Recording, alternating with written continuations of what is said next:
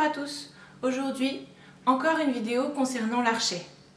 En effet, l'archet c'est quand même lui qui fait le son et je trouve qu'on n'en parle pas assez. Donc j'ai décidé de passer vraiment du temps pour décortiquer comment utiliser l'archet. Aujourd'hui, nous allons parler des sens d'archet et des liaisons. Donc, notre archet, il a une première partie la plus lourde ici, qui s'appelle le talon, et une partie beaucoup plus légère ici, qui s'appelle la pointe. Entre les deux, bien sûr, nous avons la baguette, qui peut être en bois ou en carbone. Les bois sont toujours des bois qui sont très souples. Et nous avons la mèche, et comme la plupart d'entre vous le savent, elle est faite en pain de cheval. Donc, comme vous avez pu le voir, nous avons deux sens possibles dans l'archet. Nous pouvons tirer l'archet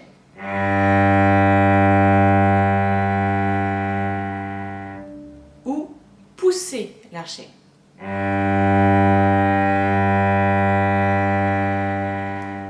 Dans mes vidéos précédentes, je vous explique comment avoir une bonne prise de son, avoir un son résonnant sur toute la baguette. Donc je vous invite à les revisionner si vous avez des difficultés à ce niveau. Et bien sûr, vous pouvez m'écrire pour que je réponde à vos questions. Donc maintenant, on dit tirer l'archet lorsqu'on va partir du talon et on va aller vers la pointe.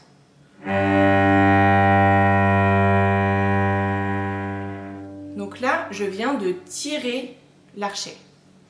Sur la partition, le signe est un petit carré, sans la ligne du bas. Juste un petit crochet, si vous voulez.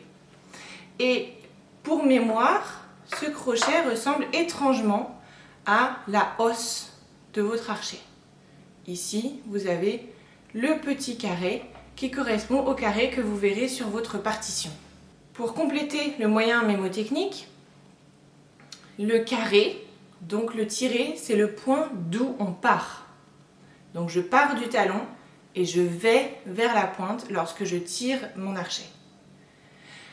Maintenant, le pousser, je pars de la pointe et je vais vers le talon.